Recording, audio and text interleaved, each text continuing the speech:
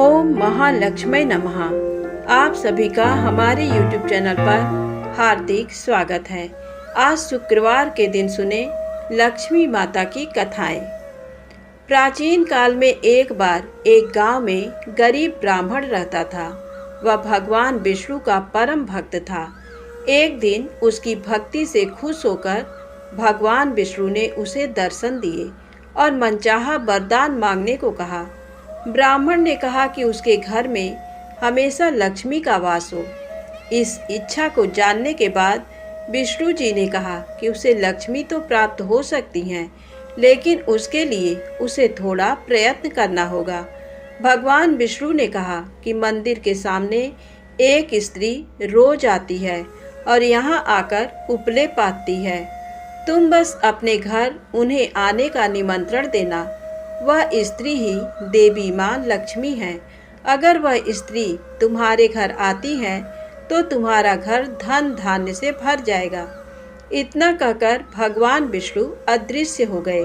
अगले दिन सुबह 4 बजे ब्राह्मण मंदिर के सामने बैठ गया और जब धन की देवी माँ लक्ष्मी उपले पाथने आई तो ब्राह्मण ने उन्हें अपने घर में आने का निवेदन किया।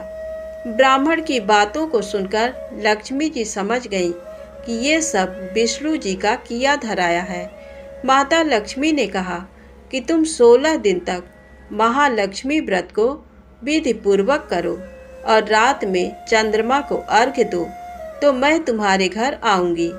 देवी के कहे अनुसार ब्राह्मण ने देवी का व्रत एवं पूजन किया और उत्तर की दिशा की ओर मुख करके लक्ष्मी जी को पुकारा। अपने वचन को पूरा करने के लिए धन की देवी प्रकट हुई और उन्होंने गरीब ब्राह्मण के हर कष्ट को दूर किया और उसके घर को सुख संपत्ति से भर दिया।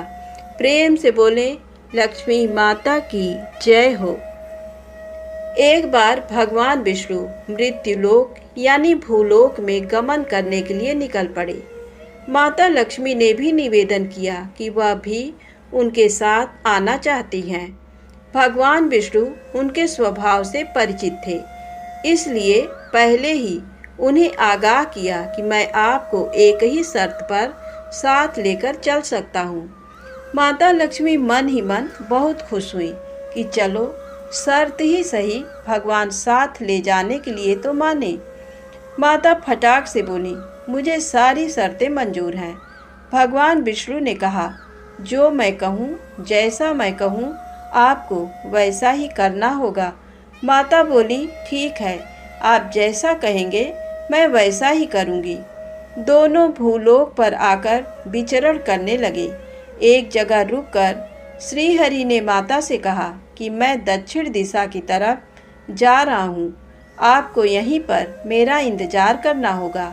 ये कहकर भगवान विष्णु दक्षिण दिशा की तरफ बढ़ गए। अब माता को जिज्ञासा हुई कि दक्षिण दिशा में ऐसा क्या है जो भगवान मुझे वहाँ नहीं ले जाना चाहते। माता का स्वभाव तो वैसे भी चंचल ही माना जाता है। उनसे वहाँ पर ज़्यादा देर नहीं रुका गया और वे भगवान विष्णु की तरफ ही बढ़ने लगी। आगे जाकर माता को सरसों का खेत दिखाई दिया। उसकी सुंदरता ने माता का मन मोह लिया। वे फूलों को तोड़कर अपना श्रृंगार करने लगी। इसके बाद वे कुछ ही दूर आगे बढ़ी थी कि गन्ने के खेत उन्हें दिखाई दिए। उन्हें गन्ना चूसने की इच्छा हुई तो गन्ने तोड़कर उन्हें चूसने लगी कि भगवान विष्णु वापस आ गए। सरसों के फूलों से सजी माता लक्ष्मी को गन्ना चूसते हुए देखकर भगवान विष्णु उन पर क्रोधित हो गए। भगवान ने कहा कि आपने शर्त का उल्लंघन किया है। मैंने आपको वहां रुकने के लिए कहा था, लेकिन आप नहीं रुकी और यहाँ किसान के खेतों से फूल व गन्ने तोड़कर आपने अपराध किया है। इसकी आपको सजा मिलेगी। भगवान विष्णु ने माता लक्ष्मी को 12 वर्ष तक किसान की सेवा करने का शाप दे दिया और स्वयं क्षीर सागर गमन कर गए। अब विवश माता लक्ष्मी को किसान के घर रहना पड़ा। एक दिन माता लक्ष्मी ने किसान की पत्नी को देवी लक्ष्मी की प्रतिमा की पूजा करने को कहा और बोला कि इससे तुम जो भी मांगोगी तुम्हें मिलेगा। किसान की पत्नी ने वैसा ही किया। कुछ ही दिनों में उनका घर धन धान्य से पूर्ण हो गया। हंसी खुशी समृद्धि में 12 साल का समय बीत गया। जब भगवान विष्णु माता लक्ष्मी को लेने के लिए आए तो किसान ने माता को न जाने देने का हठ किया। इस पर माता लक्ष्मी ने कहा कि कार्तिक कृष्ण पक्ष की 13 के दिन यदि वह विधि पूर्वक मेरी पूजा करे तो वह उसके घर से कभी नहीं जाएंगी, लेकिन वह इस दौरान उन्हें दिखाई नहीं देंगी। वह एक कलश की स्थापना करे और उसमें कुछ धन रखे, यानी धन ही लक्ष्मी का रूप होगा। इस प्रकार 13 के दिन किसान ने माता के बताए अनुसार ही पूजा कर कलश स्थापना की और किसान का घर धन धान्य से पूर्ण रहने लगा। तब से लेकर आज तक धनतेरस पर माता लक्ष्मी की पूजा करने की परंपरा भी चली आ रही है। प्रेम से बोलें लक्ष्मी माता की जय हो। एक बार की बात है, राजा बलि समय बिताने के लिए एकांत स्थान पर गधे के रूप में छिपे हुए थे। देवराज इंद्र उनसे मिलने के लिए उन्हें ढूंढ रहे थे। एक दिन इंद्र ने उन्हें खोज निकाला और उनके छिपने का कारण जानकर उन्हें काल का महत्व बताया, साथ ही उन्हें तत्व ज्ञान का बोध कराया। तभी राजा बलि के शरीर से एक दिव्य रूपात्मा स्त्री निकली। उसे देखकर इंद्र ने पूछा, दैत्यराज, ये स्त्री कौन है? देवी, मानुषी अथवा आसुरी शक्ति में से कौन सी शक्ति है? राजा बलि बोले, देवराज, ये देवी तीनों शक्तियों में से कोई नहीं है, आप स्वयं पूछ लें। इंद्र के पूछने पर वे शक्ति बोली, देवेंद्र, मुझे ना तो दैत्यराज बलि जानते हैं और ना ही तुम या कोई अन्य देवगण। पृथ्वी लोक पर लोग मुझे अनेक नामों से पुकारते हैं, जैसे श्री, लक्ष्मी आदि। इंद्र बोले, देवी, आप इतने समय से राजा बलि के पास हैं, लेकिन ऐसा क्या कारण है कि आप इन्हें छोड़कर मेरी ओर आ रही हैं? लक्ष्मी जी बोली, देवेंद्र, मुझे मेरे स्थान से कोई भी हटा या डिगा नहीं सकता। मैं सभी के पास काल के अनुसार आती जाती रहती हूँ। जैसा काल का प्रभाव होता है, मैं उतने ही समय तक उसके पास रहती हूँ। अर्थात मैं समयानुसार एक को छोड़कर दूसरे के पास निवास करती हूँ। इंद्र बोले, देवी, आप असुरों के यहाँ निवास क्यों नहीं करती? लक्ष्मी जी बोली, देवेंद्र, मेरा निवास वही होता है जहाँ सत्य हो, धर्म के अनुसार कार्य होते हों, व्रत और दान देने के कार्य होते हों। लेकिन असुर भ्रष्ट हो रहे हैं। ये पहले इंद्रियों को बस में कर सकते थे, सत्यवादी थे, ब्राह्मणों की रक्षा करते थे, पर अब इनके ये गुण नष्ट होते जा रहे हैं। ये तप उपवास नहीं करते, यज्ञ हवन दान आदि से इनका कोई संबंध शेष नहीं है। पहले ये रोगी स्त्रियों, वृद्धों, दुर्बलों की रक्षा करते थे, गुरुजन का आदर करते थे, लोगों को क्षमादान देते थे। लेकिन अब अहंकार, मोह, लोभ, क्रोध, आलस्य, अविवेक, काम आदि ने इनके शरीर में जगह बना ली है। ये लोग पशु तो पाल लेते हैं, लेकिन उन्हें चारा नहीं खिलाते, उनका पूरा दूध निकाल लेते हैं और पशुओं के बच्चे भूख से चित्कारते हुए मर जाते हैं। ये अपने बच्चों का लालन पालन करना भूलते जा रहे हैं। इनमें आपसी भाईचारा समाप्त हो गया है। लूट खसोट, हत्या, व्यभिचार, कलह, स्त्रियों की पतिव्रता नष्ट करना ही इनका धर्म हो गया है। सूर्योदय के बाद तक सोने के कारण स्नान ध्यान से ये विमुख होते जा रहे हैं। इसलिए मेरा मन इनसे उचट गया। देवताओं का मन अब धर्म में आसक्त हो रहा है, इसलिए अब मैं इन्हें छोड़कर देवताओं के पास निवास करूंगी। मेरे साथ श्रद्धा, आशा, क्षमा, जया, शांति, संतति, धृति और विजति, ये 8 देवियां भी निवास करेंगी। देवेंद्र, अब आपको ज्ञात हो गया होगा कि मैंने इन्हें क्यों छोड़ा है। साथ ही आपको इनके अवगुणों का भी ज्ञान हो गया होगा। तब इंद्र ने लक्ष्मी जी को प्रणाम किया और उन्हें आदर सहित स्वर्ग ले गए। प्रेम से बोले, लक्ष्मी माता की जय हो। भगवान विष्णु के सच्चे भक्त की कहानी। एक बार एक सीधा साधा अनपढ़ गंवार किसान था। वह एक संत जी के पास गया और कहने लगा कि मुझे ईश्वर का ऐसा नाम बता दो जिसे मैं सारा दिन जपता रहूं और अपना काम भी करता रहूं, मेरा परलोक भी सुधर जाए। संत ने कहा, ठीक है, तुम अघमोचन अघमोचन नाम दिन रात जाप किया करो।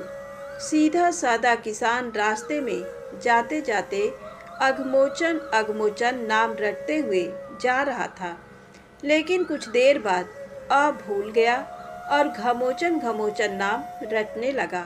अब दिन रात वह घमोचन घमोचन रटता रहता। एक दिन भगवान विष्णु भोजन करते हुए मुस्कुरा रहे थे, तो माता लक्ष्मी ने इसका कारण पूछा। भगवान विष्णु कहने लगे कि लक्ष्मी, मेरा एक भक्त ऐसा नाम रट रहा है जिसका शास्त्रों में कोई वर्णन ही नहीं है, लेकिन नाम चाहे वह गलत ही ले रहा हो, लेकिन उसका मन मेरी ओर ही लगा हुआ है। इसके मन में मेरी ही छवि है। उसका गलत नाम लेने के कारण ही मेरे मुख पर मुस्कान है। माता लक्ष्मी कहने लगी, क्या आपको लगता है कि ये आपका सच्चा भक्त है? तो चलें इसकी परीक्षा लेते हैं। विष्णु जी कहने लगे कि लक्ष्मी, अगर तुम्हारी ऐसी इच्छा है तो चलो धरती पर चलते हैं। दोनों ने साधारण से स्त्री पुरुष का रूप धारण कर लिया और किसान के खेत के पास पहुंच गए। भगवान विष्णु कहने लगे, लक्ष्मी, परीक्षा तुमने लेनी है, इसलिए तुम किसान के पास जाओ। किसान के खेत के पास कुछ गड्ढे बने हुए थे, तो विष्णु जी कहने लगे कि मैं उसमें जाकर छिप जाता हूँ, तुम जाकर उस किसान की परीक्षा ले लो। माता लक्ष्मी उस किसान के पास गईं और बार बार उससे पूछने लगी कि किसका नाम जप रहे हो। किसान था तो थोड़ा मुंहफट, लेकिन फिर भी चुप रहा कि मेरे ध्यान में किसी प्रकार का कोई विघ्न ना पड़ जाए। वह घमोचन घमोचन नाम रटता रहा। लक्ष्मी जी ने पूछना बंद नहीं किया, पूछती रही, किसका नाम जप रहे हो। किसान खींचकर कहने लगा, तेरे भरतार का नाम जप रहा हूँ। लक्ष्मी जी सोचती हैं, शायद किसान मुझे पहचान लिया है। लक्ष्मी जी फिर से पूछती हैं, अगर मेरे भरतार का नाम जप रहे हो तो कहाँ है मेरा भरतार? किसान और गुस्से से बोला, यहीं होगा, किसी गड्ढे में, जाओ ढूंढ लो। महालक्ष्मी ने विष्णु भगवान को पुकारा कि प्रभु, बाहर आ जाओ, ये तो सचमुच आपका सच्चा भक्त है। इसने तो मुझे भी पहचान लिया और आपके बारे में भी सब कुछ जानता है। भगवान विष्णु और माता लक्ष्मी ने उसे साक्षात अपने दिव्य रूप के दर्शन दिए। कहने का भाव ये है कि भगवान तो भाव के भूखे हैं। निश्चल भाव और सच्चे मन से भगवान को जपते हैं तो वो ऐसे भक्तों से जल्द प्रसन्न हो जाते हैं। प्रेम से बोले, विष्णु भगवान की जय हो, लक्ष्मी मैया की जय हो। एक बूढ़ा ब्राह्मण था। वह हर रोज पीपल को जल से सींचता था। पीपल में से रोज एक लड़की निकलती और कहती, पिताजी, मैं आपके साथ जाऊंगी। ये सुनते सुनते बूढ़ा दिन ब दिन कमजोर होने लगा। तो एक दिन बुढ़िया ने पूछा कि क्या बात है। बूढ़ा बोला कि पीपल से एक लड़की निकलती है और कहती है कि वह भी मेरे साथ चलेगी। बुढ़िया बोली कि कल ले आना उस लड़की को। जहाँ 6 लड़कियाँ पहले से ही हमारे घर में हैं, वहाँ 7वीं लड़की और सही। अगले दिन बूढ़ा उस लड़की को घर ले आया। घर लाने के बाद बूढ़ा आटा मांगने गया तो उसे पहले दिनों की अपेक्षा आज ज़्यादा आटा मिला था। जब बुढ़िया वह आटा छानने लगी तो लड़की ने कहा कि लाओ माँ, मैं छान देती हूँ। जब वह आटा छानने बैठी तो परात भर गई। उसके बाद माँ खाना बनाने जाने लगी तो लड़की बोली कि आज रसोई में मैं जाऊंगी। तो बुढ़िया बोली कि ना बेटी, तेरे हाथ जल जाएंगे। लेकिन लड़की नहीं मानी और वह रसोई में खाना बनाने गई तो उसने तरह तरह के 36 व्यंजन बना डाले और आज सभी ने भर पेट खाना खाया। इससे पहले वह आधा पेट भूखा ही रहते थे। रात हुई तो बुढ़िया का भाई आया और कहने लगा कि दीदी, मैं तो खाना खाऊंगा। बुढ़िया परेशान हो गई कि अब खाना कहाँ से लाएगी। लड़की ने पूछा कि माँ क्या बात है। उसने कहा कि तेरा मामा आया है और रोटी खाएगा, लेकिन रोटी तो सबने खा ली है, अब उसके लिए कहाँ से लाऊंगी। लड़की बोली कि मैं बना दूंगी और वह रसोई में गई और मामा के लिए 36 व्यंजन बना दिया। मामा ने भरपेट खाया और कहा भी कि ऐसा खाना इससे पहले उसने कभी नहीं खाया है। बुढ़िया ने कहा कि भाई, तेरी पावनी भांजी है, उसी ने बनाया है। शाम हुई तो लड़की बोली कि माँ, चौका लगा के चौके का दिया जला देना, कोठे में मैं सोऊंगी। बुढ़िया बोली कि ना बेटी, तू डर जाएगी। लेकिन वह बोली कि ना, मैं नहीं डरूंगी, मैं अंदर कोठे में ही सोऊंगी। वह कोठे में ही जाकर सो गई। आधी रात को लड़की उठी और चारों ओर आंख मारी तो धन ही धन हो गया। वह बाहर जाने लगी तो एक बूढ़ा ब्राह्मण सो रहा था। उसने देखा तो कहा कि बेटी, तू कहाँ चली। लड़की बोली कि मैं तो दरिद्रता दूर करने आई थी, अगर तुम्हें दूर करवानी है तो करवा लो। उसने बूढ़े के घर में भी आंख से देखा तो चारों ओर धन ही धन हो गया। सुबह सवेरे सब उठे तो लड़की को न पाकर उसे ढूंढने लगे कि पावनी बेटी कहाँ चली गई। बूढ़ा ब्राह्मण बोला कि वह तो लक्ष्मी माता थी, जो तुम्हारे साथ मेरी दरिद्रता भी दूर कर गई। हे लक्ष्मी माता, जैसे आपने उनकी दरिद्रता दूर की, वैसे ही सबकी करना। प्रेम से बोलें, लक्ष्मी माता की जय हो।